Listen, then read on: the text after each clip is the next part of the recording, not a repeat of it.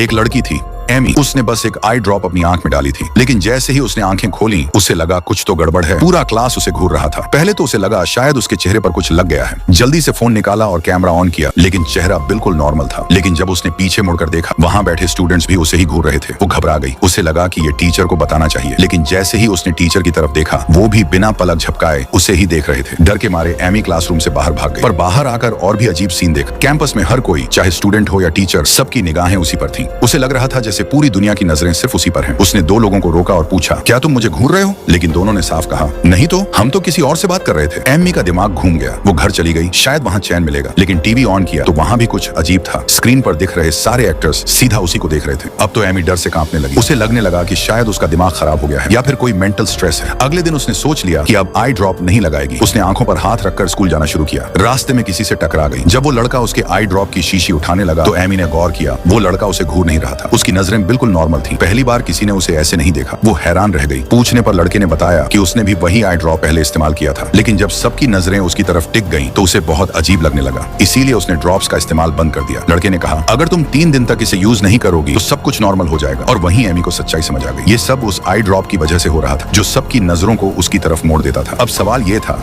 क्या वो सबकी नजरों में रहना चाहती है या अपने सुकून में जीना?